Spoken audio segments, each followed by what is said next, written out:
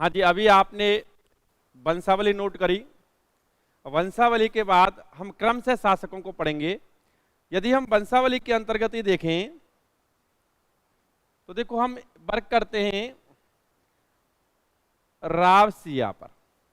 अब इससे related question, रावसिया जिसका शासन काल अगर हम देखें तो 1243 से 1273 पढ़ा जाता है। ठीक, शासन काल पे मतभेद हो सकते हैं, क्योंकि मैंने देखा है कुछ किताबों में ये 1240 भी लिखा हुआ है। 1273 क्यों पढ़ा जा रहा है? क्योंकि 1273 इसलिए पढ़ा जा रहा है कि एक अभिलेख प्राप्त हुआ, जिसके बारे में बता दूं मैं, देवल अभिलेख। देवल अभिलेख, इसके संदर्भ में एक यही बात ध्यान रखनी है कि राठौड़ वंश का संस्थापक कौन? रावसिया। राठौड़ वंश का संस्थापक कौन? रावसिया। दूसरी बात कि भाई राठौड़ वंश के संस्थापक ने नीम डाली 1243 में, 1273 में इसकी मृत्यु हुई। इसकी जानकारी जो मिलती है वो देवल अभिलेख से मिलती है, और देवल अभिलेख प्राप्त हुआ बीठू गांव, बीठू गांव पाली।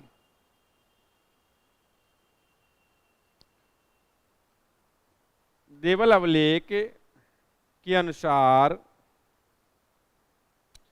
इनकी मृत्यु, रावसिया की मृत्यु 1273 ईस्वी में हुई।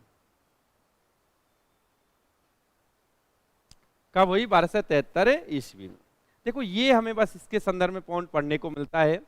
ठीक भाई, बताया जाता है कि 1273 ईस्वी में ये मुस्लिम आक्रांताओं से, आक्रमणकारियों से लड़ते हुए मारा गया। ये जानकारी हमें कहां से मिलती है? देवल अभिलेख से। इसे कई किताबों में बीठू अभिलेख भी कह देते हैं, क्योंकि बीठू गांव पाली से प्राप्त हुआ, बीठू अभिलेख भी कह देते हैं। तो बीठू अभिलेख के अकॉर्डिंग या देवल अभिलेख के अकॉर्डिंग इसकी मृत्यु कब हुई थी? 1273। ठीक भाई, राठौड़ वंश का संस्थापक कौन? रावसिया। मड़ौत नेरसी के अकॉर्डिंग प्राचीनता कहां से? कन्नौज के गढ़वाल शासकों से जुड़ी हुई है। देखो, नेक्स्ट बात करें तो हम धुवड़ के संदर्भ में, आस्थान के संदर्भ में कोई ऐसी विशेष जानकारी नहीं मिलती है। धुवड़ के संदर्भ में हम बात करें तो आपसे मैं एक सामान्य सा क्वेश्चन पूछता हूं, बहुत ही सरल क्वेश्चन। क्वेश्चन है आपके सामने कि राठौड़ों की कुल देवी किसे माना जाता है? सिंपल सा क्वेश्चन का सिंपल सा आंसर है नागडेची। राठौड़ों की कुल देवी कौन सी? नागडेची माता।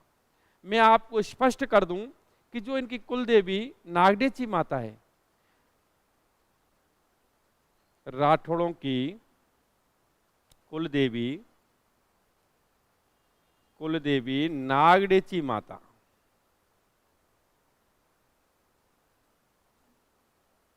देखो, इस नागडेची माता की मूर्ति को ना इस धुवड़ के समय ही, मेरा क्वेश्चन ये है और आंसर भी इसी में समाहित है कि राठौड़ों की कुलदेवी नागडेची माता की मूर्ति को राठौड़ शासक धुवड़ के समय कर्नाटक से लाया गया था। कहां से लाया गया था? कर्नाटक से।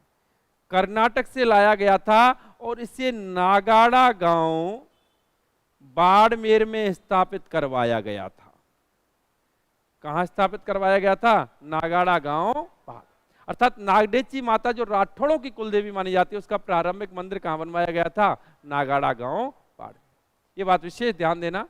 महत्वपूर्ण फैक्ट है, महत्वपूर्ण क्वेश्चन है, वही हम पढ़ रहे हैं। राठौड़ों की कुलदेवी नागडेची माता। नागडेची माता के मंदिर की प्रारंभिक स्थापना हुई थी नागाड़ा गांव में। मूर्ति किसके समय लाई गई थी? धुवड़ के समय। किसके समय? धुवड़। बाद में इस मूर्ति को राव जोधा जो था, राठौड़ वंश में ही राव जोधा पढ़ा जाता है, राव जोधा अपने शासन काल में इस मूर्ति को जोधपुर ले गया और ये जोधपुर में स्थापित करवाई गई।